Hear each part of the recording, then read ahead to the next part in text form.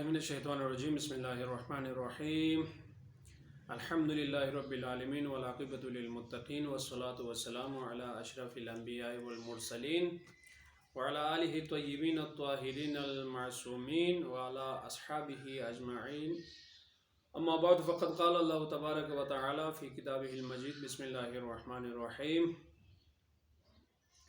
یا ایھا الذین آمنوا کتب علیکم الصیام کما کتب علی الذین من قبلکم لعلکم تتقون صدق اللہ العلی العظیم۔ ماہ سیام کا 9واں درس لے کر آپ کی خدمت میں حاضر ہوا ہوں۔ کل کے درس میں ہم نے کفارے کے حوالے سے آپ کو تفصیلات پہنچائیں کہ کفارہ اگر کوئی بندہ جان بوجھ کے روزہ توڑتا ہے کسی شرعی عذر کے بغیر تو اس کو کفارے کے طور پر 3 امور میں سے کوئی ایک سر انجام دینا ہے۔ سب سے پہلے یا وہ کسی غلام کو آزاد کرے، یا مسلسل 2 مہینے روزہ رکھے، یا وہ 60 مسکینوں کو 1 مد کے حساب سے کھانا دے دے۔ تو اس کے اوپر ہم نے تفصیلات آپ کے سامنے پیش کی تھیں۔ آج فرماتے ہیں وَأَمَّا الْمَسْنُونَاتُ، روزے کے دوران کیا کیا امور جو ہے مسنون ہیں، سنت ہیں۔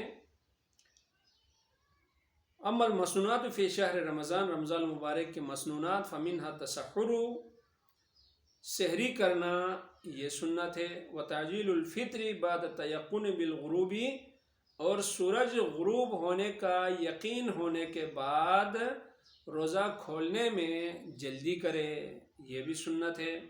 وفی الغیم والآفاق المحتجبۃ التاخیر، لیکن جو علاقے بادل اور پہاڑوں سے ڈھکے ہوئے ہیں تو وہاں پہ آپ جلدی بازی نہ کریں، وہاں پہ آپ کو یقین نہیں ہے، چونکہ بادل ہے، سورج کا بھی پتہ نہیں چلتا، اور پہاڑوں کی وجہ سے سورج غروب ہونے کا کوئی آپ کو یقین حاصل نہیں ہوا تو اسی صورت میں آپ تھوڑا سا انتظار کر کے آپ روزہ کھول لیں، یہ سنت ہے۔ وَأَن يُفْطِرَ بِالتَّمْرِ، تیسری سنت یہ ہے کہ آپ کھجور سے آپ روزہ کھولیں، یہ بھی اللہ کے رسول صلی اللہ علیہ وسلم کی سنت ہے۔ اَوِ الْمَاءِ، یا اگر آپ کو کھجور دستیاب نہ ہو تو آپ پانی سے روزہ کھول لیں۔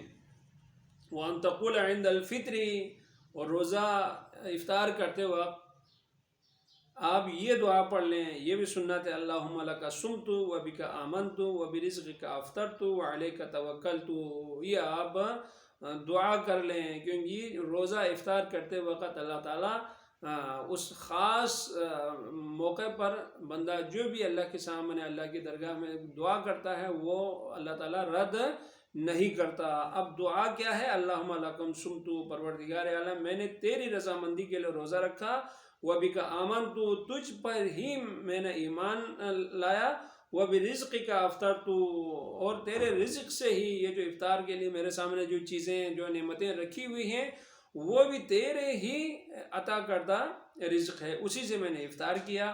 وَعَلَيْكَ تَوَكَّلْتُ، اور میں اتنا بے بس ہوں، میرے پاس کچھ بھی نہیں ہے، اور میں تیری ذات کے اوپر میرا مکمل طور پر توکل ہے، بھروسہ ہے۔ یہ سنت ہے، یہ دعا پڑھ کے آپ درود شریف پڑھ کے آپ روزہ کھول لیں اور اللہ کا شکر ادا کریں۔ وتلاوت القرآن، قرآن کی تلاوت کرنا اکثر من سائر الشہور، باقی مہینوں میں جتنی آپ تلاوت کرتے ہیں اس تلاوت سے آپ زیادہ سے زیادہ اس مہینے میں تلاوت کرنے کی کوشش کریں، یہ سنت ہے۔ وَكَثْرَةُ الذِّكْرِ، اللہ کا ذکر کثرت سے کریں، یہ بھی سنت ہے۔ وَالْعَدِيَّةِ، زیادہ سے زیادہ دعا پڑھنا سنت ہے۔ وَالْاعْتِكَافُ إِنْ كَانَ فِي الْأَيَّامِ الْبَارِدَةِ فِي تَمَامِهِ وَفِي الْعَشْرِ الْأَخِيرِ آكَدُ، اور اعتکاف بیٹھنا بھی اس مہینے میں باقی مہینوں کی نسبت سنت ہے۔ اگر ایام باردہ ہو تو پورا مہینہ آپ اعتکاف بیٹھیں، ایام باردہ سرد موسم ہو، زیادہ تکلیف دہ موسم نہ ہو تو اس صورت میں آپ پورا مہینے کے لیے آپ اعتکاف کریں۔ وفی العشر الاخیر آکدو، لیکن آخری جو عشرہ ہے اس میں زیادہ تاکیدی سنت ہے، تاکیدی پہلو ہے کہ اس میں کوشش کرے کہ بندہ اعتکاف بیٹھے اور فیوز و برکات سے استفادہ کرے۔ والسواک ولو کان بالرطب، اور مسواک کرنا چاہے وہ گیلی لکڑی سے ہی کیوں نہ ہو۔ یہ اس ماہ مبارک میں مسنون افعال ہیں۔ ان افعال مسنون سنت کا مطلب یہ ہوتا ہے کہ اللہ کے رسول صلی اللہ علیہ وسلم نے ان کے اوپر عمل کر کے دکھایا، واجب تو نہیں ہے، ان کے اوپر یعنی عمل کرنا واجب نہیں ہے، لیکن چونکہ اللہ کے رسول صلی اللہ علیہ وآلہ وسلم کا معمول رہا ہے، آپ اسی طرح روزے کے دوران ان امور کو آپ بجا لاتے تھے، اس لیے بحیثیت امت، بحیثیت پیروکار، بحیثیت تابع ہمارے اوپر بھی یہ اس امور کے اوپر عمل کرنا ایک سنت ہے، اور سنت کو جان بوجھ کے اور یعنی عمدن ان مسنون امور کو بھی ترک نہیں کرنا چاہیے۔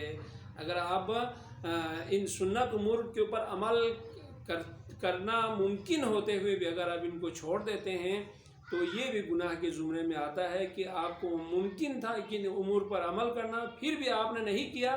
اس کا مطلب یہ ہوتا ہے کہ آپ نے سنت امر کو کوئی وہ اہمیت نہیں دی جو اس کو اہمیت دینی چاہیے تھی۔ یہ بھی ایک طرح سے گناہ میں شمار ہوتا ہے۔ اگر آپ کے پاس عمل کرنا کا امکان موجود تھا، اس کے باوجود آپ نے اس کو نظر انداز کرتے ہوئے کسی سنت پہ عمل کرنا چھوڑ دیا، تو یہ بھی کسی طرح سے گناہ کے زمرے میں آتا ہے۔ اس لیے ان مسنون امور کے اوپر عمل کرنے کی زیادہ سے زیادہ ہمیں کوشش کرنی چاہیے۔